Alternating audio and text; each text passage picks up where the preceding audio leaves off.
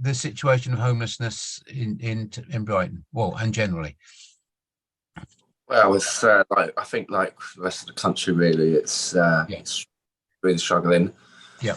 It was interesting because we had some new information that came out last week, which said that they're spending now just on sort of temporary accommodation, sort of homeless accommodation, B&Bs, hostels, hotels, that sort of stuff, about £44 million a year now, just in this city. And obviously we're not a huge population, we're only a city of, 300,000 people. And it's a huge, massive spend compared to, we're looking at like the same as like big cities. So it's an unusual one. And then when you look into the actual detail of that spending, unfortunately, it's all external, so it's all sort of private sources. So it just makes you wonder, doesn't it? Really, Jim Deans, who's part of the coalition, also Sussex Homeless Support. I mean, he just put out a Facebook post this morning, and it was not very nice. You saw rough sleepers out in the street. It's -4 out there, and they're just laying there. Some people haven't even got a cover over them. They're saying that SWEP, which is the severe weather evacuation protocol, whatever they want to call it, they're saying that's been activated in Brighton and people need to contact StreetLink or via the app. Well, that's always been the case. So I'm not really sure when they say SWEP's been activated. SWEP hasn't been activated. I mean, what if SWEP is activated? Why are we seeing our sleepers on the street? So I'm getting quite fed up now because obviously someone that's got lived experience and lived in those horrible private sector buildings, which are just not fit for purpose.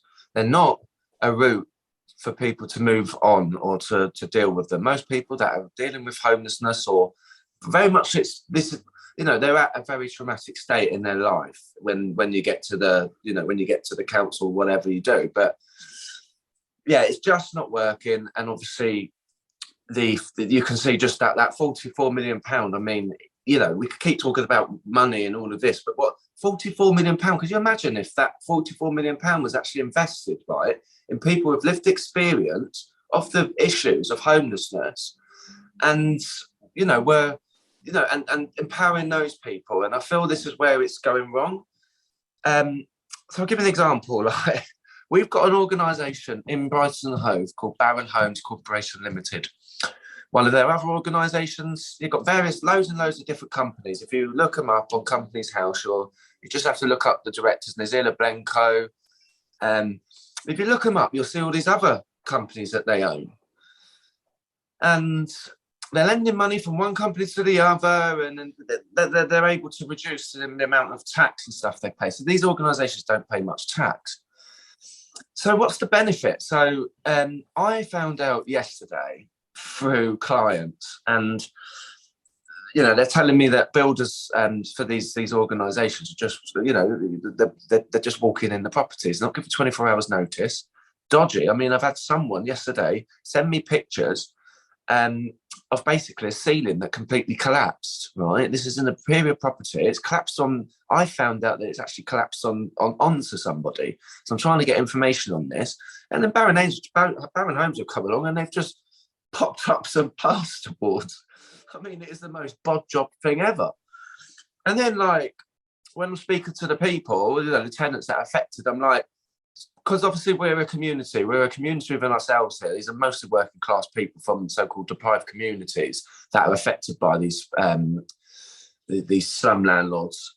And it's funny because these are the people that are maintaining these buildings, people I grew up with and went to school with, and now they're actually, through their companies, they're now working for Barron Homes. They're doing like the Barron Homes maintenance and stuff, and they're quite happy doing what they're doing because they're able to operate in a off the system type thing. Do you know what I mean? So it's all a bit dodgy, and all of these people that are doing all of this maintenance and stuff, they could actually just be like working within the council, because it is quite disgraceful what is happening here in Brighton and Hove at the moment. I'll give you another example. I've got a 71-year-old.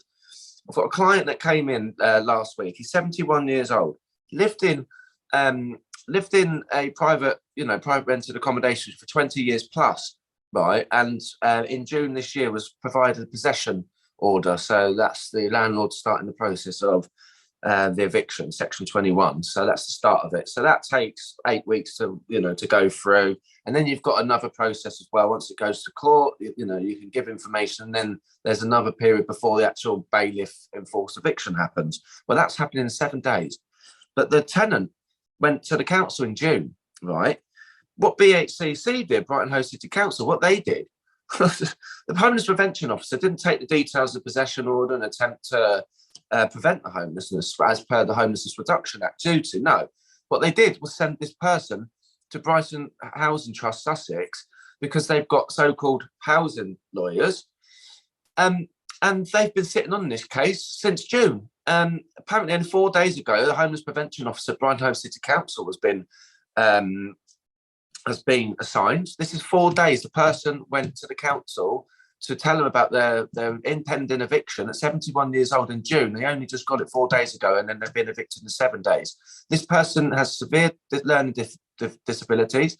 He's got he's got severe physical health issues, and this has created a lot of stress. So this company, BHT Sussex, they're getting paid, by the way. They're getting, legal help. They're getting paid, So, but what they're doing is they're sitting on that information. They're given, and I've even read the letters from them, and it's like, there definitely is an interim duty. No, there's not. Priority need, mate. This person is priority need. Why are you not giving them a Section 189? That's a priority need. They are 71 years old. For God's sakes, they are going around in a mobility scooter, right? Why are they saying they're putting him into emergency accommodation? They've had this information since June, okay? Now they're making this decision because it's the last minute and that company's bloody getting paid when it should be the council doing that. So, the government have just announced an extra £1 million to go into help councils fund the Homelessness Reduction Act. That money's not supposed to, why are they not using that money to help people? Why are they sending them? I said, you might as well just send the client to me. Why didn't the council just send them to me, right? And then I would have taken them back to the council within 24 hours and said, well, this is what we need to get sorted. I wouldn't have sat on it. I wouldn't have left it. And, and it would have saved a huge amount of money. But the point is we know that the council in Brighton and Hove, they say they only get one new case of homelessness every day. Makes you wonder where that money's being spent, doesn't it? 44 million, so what's happening? So we're finding out that, all of the homeless reduction is being done by the first sector now. So obviously I've been doing surveys, and I got invited along to a Sussex University research forum last week, and that was quite interesting because if you look at national lottery funds and all of that sort of stuff at the moment, they're all sort of saying to third sector, well, you get funding, but you need to do these special groups with people with lived experience. And I'm getting a bit fed up with it because, a lot of these organisations, they exist, right? And, we're talking £44 million there. That's just that cost there. There's another huge cost because these organisations have got all of these funding routes that they have coming in. So we're looking at huge amounts of more money. And it just made me think yesterday, like BHT Sussex, I saw they got £40 million from East Sussex County Council for some work in the greater area of Sussex. This is for a procurement contract. I meant to be in a procurement, literally a Westminster Policy Board now on procurement, which I'm going to go to after. But it just made me laugh that, you've got all of this money. Why is that organised? And then they said, and that's what happened yesterday. The solicitor rang me up and she was like, the lawyer for BHT Sussex. And she was like, well, we're independent. And I was like, that's not independent. You're sitting on the information. The fact is there's all that money going around. Why don't you integrate these services? If they're basically working for the council anyway, which they are, why aren't these services integrated within the council? Because if you're third sector, you are not liable to any freedom of information law. So I can't write off to them and say, oh, can you give me all of your data that you hold on this under the Freedom of Information Act? No, because they're exempt. Charities are exempt. But but the councils, they are. So what's the point of having that? I don't understand the thing of that now. So in terms of lived experience, it's getting a bit strong now from us and where we want to be. And by the way, tell me if I need to end. But we really want now, and this is so I just want to quickly read it out. So the International Covenant on Civil and Political Rights explicitly articulates that individuals have the right to take part in the conduct of public affairs, and especially those which so profoundly seeks to shift the balance of power even further away from us. As rights holders, furthermore, a core principle of human rights-based approach is that of participation. So we've got to look at how these organisations are empowering people with lived experience, such as homelessness, domestic violence, and we've got to think about what barriers currently exist as well, which to disempower them, and and what barriers do you think exist to and disempower those with lived experience as well. So there's a lot of barriers that we have to put up with as people with lived experiences, as people with rights, okay, and those rights are being taken away at the moment. And we really need to sort of consider how people across the UK can participate more meaningfully in discussions about improving and strengthening rights protections. So thinking especially, as I said, about people with protected characteristics and intersecting identities. So these people, after all, they have so much more that they contribute to our society, and understanding of how, rights, how we should be as a rights respecting nation. And, these are already enshrined within the law, but we're seeing a lot of these rights being taken away from us now. And this is where it's getting quite scary, is how do we, as people with lived experience, sort of take more of a role? Because at the moment, everything is top down. It's them, even these organisations that want to include people with lived experience, it's them that are facilitating, and they're ultimately benefiting from the information we give them. We're sharing our stories, okay? This is actual, I'll give you one example. The other day, someone, I can't say, obviously I'm not going to say the person's details, but this is a person that suffers 20 years of domestic abuse and violence and very, very horrific things, okay? So I take a form, a fact find form, just to make sure that I've really, really, really got as much about, their story and a profile of where they're at and stuff, as possible to help them. So then I sent it along to Brighton Hove City Council, knowing that we've got these new laws under the Domestic Abuse Act, the Domestic Abuse Bill.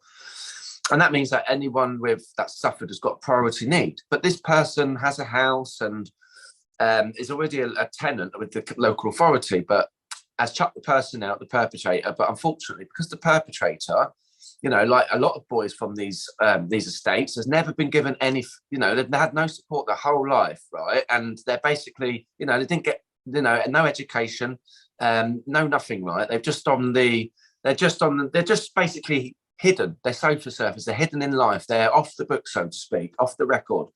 Now, the point is that person's given me a lot of information. Now, really, what we should be doing is assisting the person that's abusing to make sure that they're not in that insecure position, and they're not in a position where they keep having to go back to the person they're abusing and basically bugging them. And this is why this person wants to move, because they've had enough. So there's two ways to deal with this. One, obviously, the person needs to move to get a fresh start and get out of that place where abuse has happened. I fully understand that. But the other person, they're going to continue that cycle of abusing other women or other people, because they are they've never dealt with their own trauma and stuff like that. Now, I sent that information to Brighton Hove City Council, obviously with the client's permission, to try and get a sort of a solution here, try and get this person help so they can move away and, get that all sorted. I'm absolutely shocked what the council did yesterday and obviously they haven't sought permission from my client. They've actually then sent that information to a third sector organisation called Rise.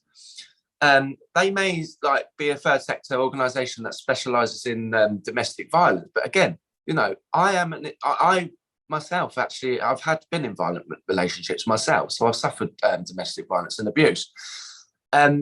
They've chosen to come to me as an independent advocate.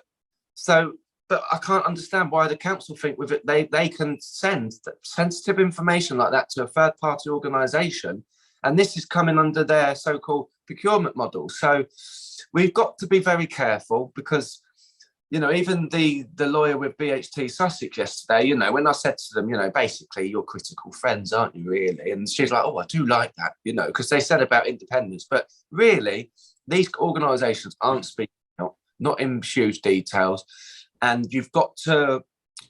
And some of these organisations, by the way, domestic violence organisations, they had volunteers and people working for them that were actively going out and abusing Labour Party members, for example. We had that. So, you know, I was not really feeling comfortable with information going to these organisations when they've got people in there that actively abuse people themselves. So we've got to be very careful. It's a bit of a big system. They've got a huge amount of money and power and stuff, you know, that they have just by having those service users. And now they're trying to set it all up in that, you know, they're filtering, basically, the council filtering clients through to this organisation. And who's been consulted on this? What people have actually been consulted on whether or not this is a something that the people agree to? I mean, I'm just reading today that they've upped the powers that a director, they've updated their powers. They can now make a decision on up to £1 million in a contract and basically sign it off without having to go to like committees. It does go through like oversight, but it's not in public. It's not done in public, any of these decisions, and that's going to have further implications. So I am sort of of the position now that people with lived experience is probably the only way that we're going to get out of this shit.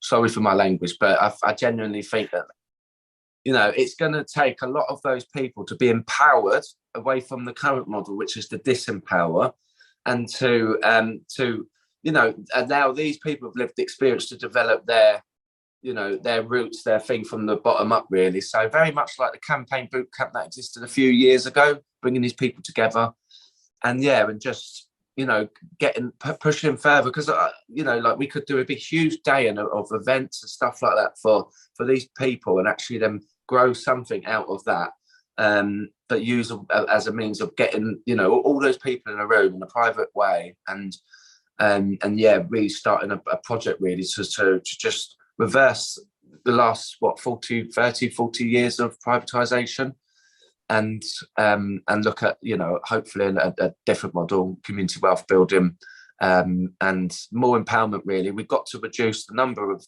charities, 111 here in Brighton. Got to reduce that down, and we're going to have to integrate a lot of that back into the you know, into the local authority and grow that. But how we do that, that's up for debate at the moment. A lot of organisations are not wanting to do the big massive summit, which would be an opportunity for everyone to come together like in a mandated way from all different organisations, and hopefully like come out of that with like a 10-year plan. I've seen that this is happening elsewhere. Other people like Edinburgh have built a 10-year developmental plan. Within that, they're stopping things like short-term lets. So they're stopping. They're going to ban short-term lets up there effectively, and you know, that's going to have a really good effect in terms of, you know, housing supply and stuff for the local population. And we've got that same issue here in Brighton. Basically, people in Brighton have been socially cleansed pretty much from our own city, and that's happening on a mass scale here. So until we get those with lived experience and certain sort of rights, and because I think people with lived experience, we should have a charter of rights for those people. We've got a homeless bill of rights, which is specific to homeless people, but I think we should actually have a charter of rights for people with lived experience. And, you know, for example, you know, a certain number of positions within organisations would have to be filled by people that have got the lived experience. But yeah, I hope that you found that interesting. But it's very much about what's in it for them, what's in it for like me, or the person with lived experience, and what's in it for everyone. So that's for society as a whole. And I think that people need to just be a little bit more careful how they sort of work with people with lived experience, and there needs to be more rights in and around that. And we shouldn't be used just, you know, just as a tick box exercise to get funding for, you know, for organisations who are more interested in chasing money than they are actually dealing with the issue that they set themselves up for in the first place. Thank you.